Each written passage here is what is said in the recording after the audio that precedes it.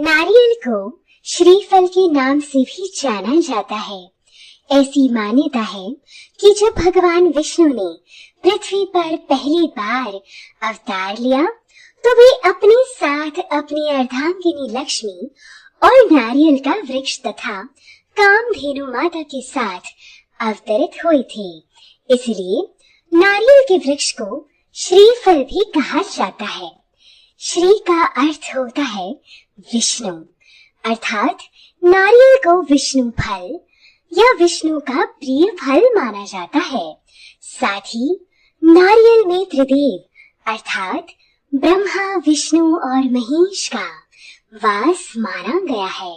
श्रीफल भगवान शिव का भी परम प्रिय फल है।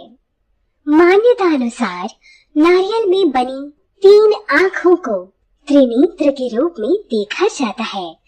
भारतीय पूजन पद्धति में नारियल अर्थात श्रीफल का महत्वपूर्ण स्थान है।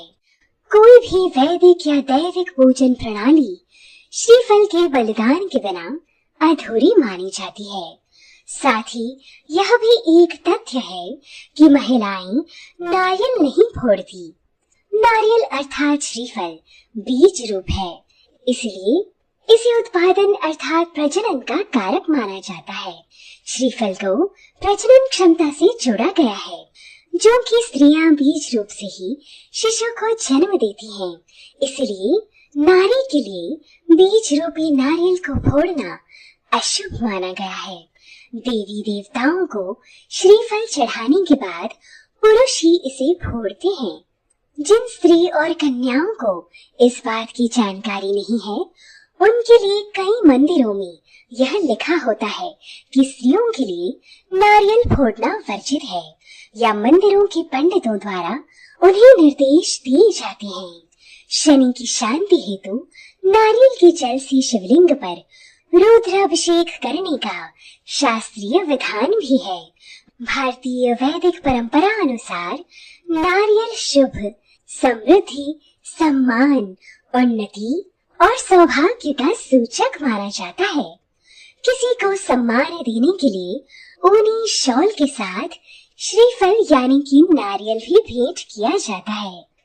भारतीय सामाजिक रीति रिवाजों में भी शुभ शगुन के तौर पर श्रीफल भेंट करने की परंपरा युगों से चली आ रही है।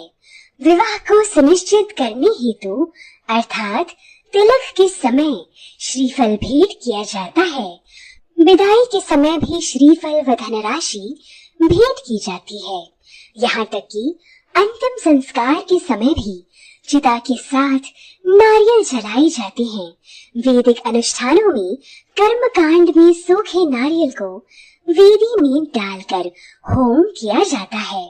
साथ ही अपनी इष्ट देवता व मां लक्ष्मी को नारियल चढ़ाने से धन संबंधी समस्याएं दूर हो जाती हैं।